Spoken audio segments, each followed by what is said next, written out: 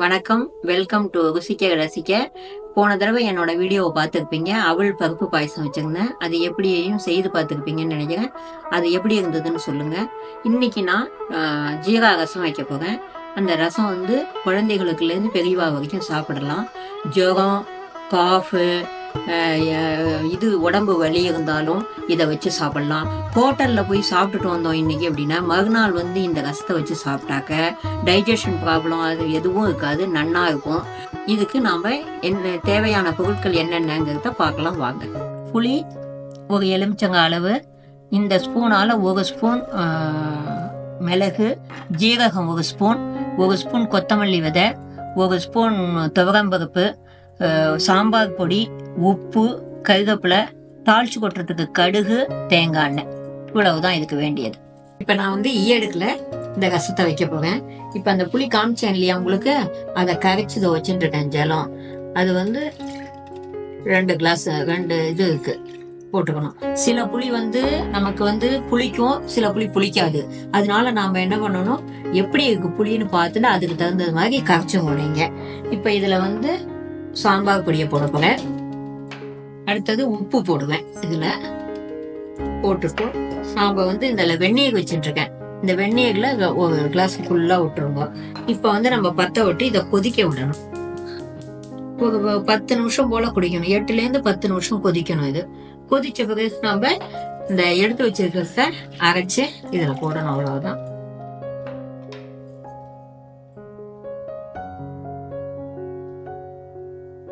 கொஞ்சம் சிம்பிளையே வச்சுதான் நீங்க இதை செய்யணும். ஏன்னா கொதிச்சதுனாக்க இந்த ஈயடுக்கு உருகி போயிடும். ஈயடுக்கு உருகாம பாத்துக்கணும். எல்லாத்தையும் போட்ட பிறகுதான் நம்ம ஈயடுக்க யூஸ் பண்ணணும். புளி ஜலம், சாம்பார் பொடி, உப்பு எல்லாத்தையும் போட்ட பிறகுதான் நம்ம பத்த விடணும் ஈயடுக்குல போட்டு. இல்லைன்னா ஈயடுக்கு உருகி போயிடும். அதுக்காக தான் வச்சுக்கேன். கொஞ்சமா மஞ்சள் பொடியை போட்டு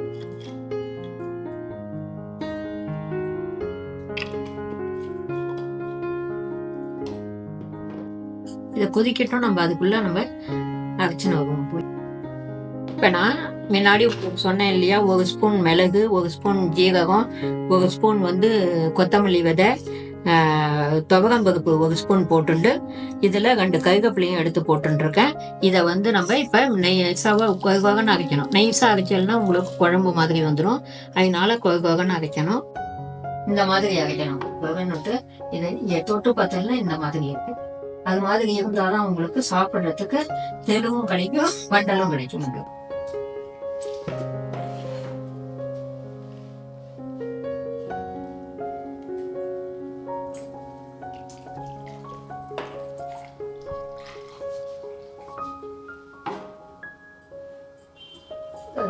ஜலம் விட்டுட்டேன். இது அப்படியே இருக்கட்டும். அது கொதிச்ச பிறகு இதை நம்ம அதுல விடணும்.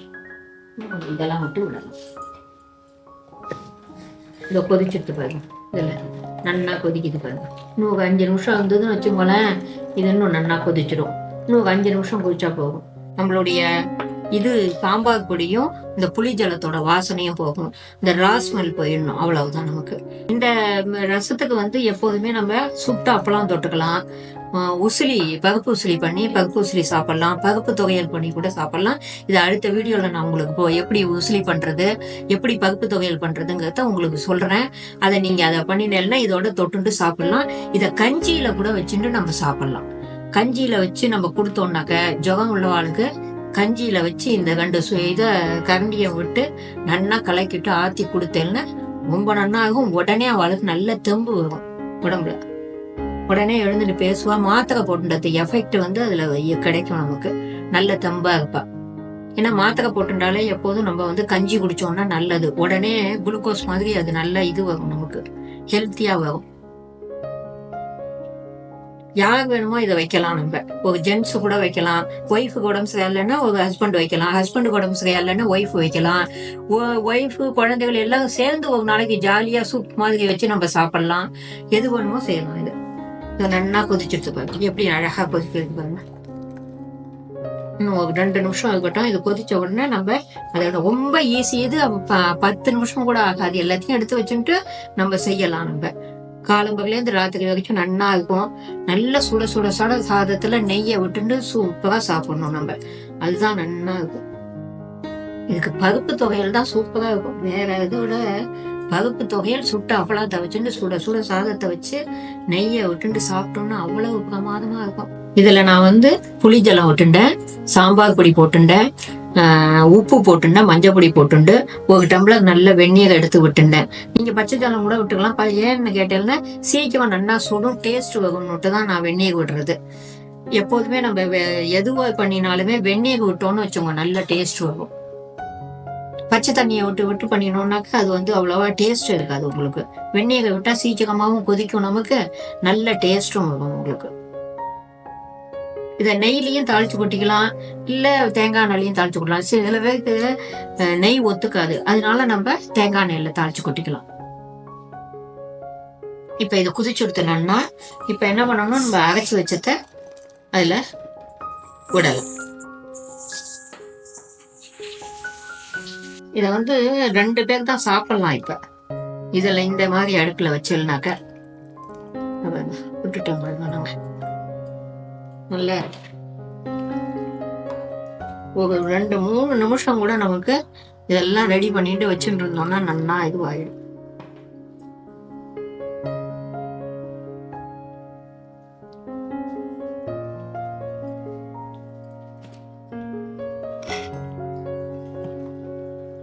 இது என்ன ஆகும், பொங்கவும் கூடாது,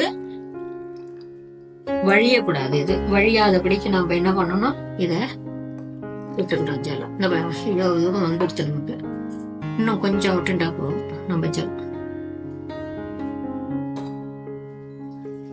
இதை ஒரு ஃபேமிலி நல்லா சாப்பிடலாம், 2 குழந்தைகளும் சாப்பிடலாம், 2 ஆம்பளை முண்டாட்டியும் சாப்பிடலாம். வந்துடுச்சு.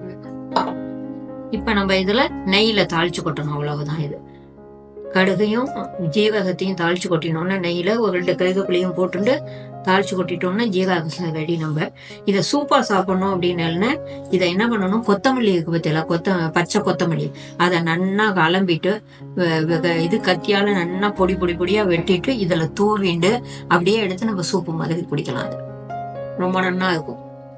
வெறுநீயே குடிச்சாக்க ரொம்ப நன்னா இருக்கும். கஞ்சியில விட்டுண்டு அதையும் அதை சூப்பு மாதிரியும் குடிக்கலாம். நம்ம கொத்தமல்லியை போட்டு கருவேப்பிலையை போட்டு குடிக்கலாம் நம்ம. இப்ப நம்ம இதுல தாளிப்போம். நான் வந்து தேங்காய் எண்ணெயில தாளிக்க போறேன். நெய்யை வந்து விட்டுண்டு சாப்பிடுவோம். யாருக்கு நெய் பிடிக்குமோ அவ விட்டுண்டு சாப்பிடலாம். நெய் விட்டுண்டா நல்லது, நமக்கு ஜுரம் அடிக்கும் போது நெய் சாப்பிடணும் நம்ம. அதனால நீங்க நெய் விட்டுருங்க. இப்ப இழுப்புக்கரண்டி நல்லா காயட்டும். காஞ்ச பிறகு நம்ம எண்ணெய் விட்டோம்னாக்க இது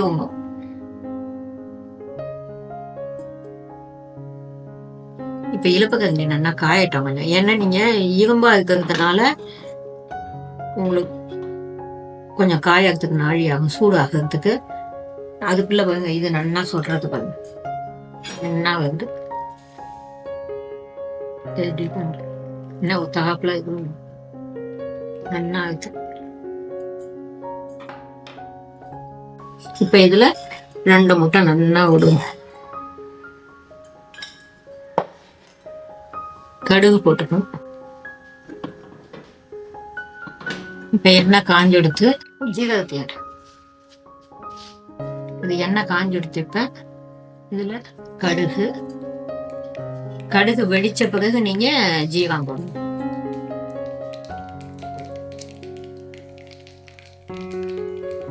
நல்லா கடுகு வெடிக்கணும், அப்புறம் தான் ஜீரகம் போடணும். அடுத்தது கருவேப்பிலையை போட்டு தாளிச்சு கொட்டணும். இப்ப அடுப்பு அணைச்சிடுவோம்.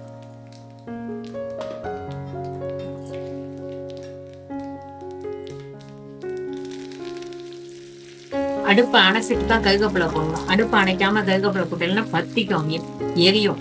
அதனால அடுப்பு அணைச்சிட்டு கருவேப்பிலை போடணும்.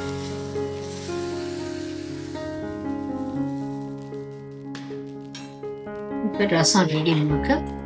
இதுதான் ரசம். நல்லா நுரைச்சுண்டு வருது பத்தியில. அப்ப நம்ம ஒரு கொதி வந்துருத்துன்னு வச்சுங்க, கவலைப்படாதீங்க. ஐயா கொதிச்சு விடுத்தே அப்படின்னு விட்டுடலாம். கொதி வந்தா நல்லதுதான். இப்படியும் இருக்கலாம். கொதி வரும்போதும் நம்ம இறக்கிக்கலாம். இது நமக்கு இதுதான் ஜீரக ரசம்.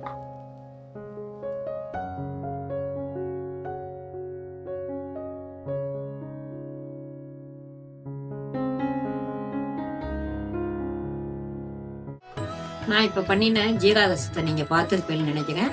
அதை நீங்களும் செய்து பாருங்க. அது எப்படி இருந்ததுன்னு சொல்லி கமெண்ட்டில் போடுங்க எனக்கு. நான் இப்போ தான் வந்து ருசிக்க ரசிக்க சேனலை ஆரம்பிச்சிருக்கேன். இந்த சேனலில் நீங்கள் ஏதாவது தவறுகள் இருந்தாலும் கொஞ்சம் அதை நீங்கள் மன்னிச்சுங்க. இந்த ருசிக்க ரசிக்கவை சேனலை லைக் பண்ணுங்க, ஷேர் பண்ணுங்க, சப்ஸ்கிரைப் பண்ணுங்க, ஷேர் பண்ணுங்க. ரொம்ப நன்றி, வணக்கம்.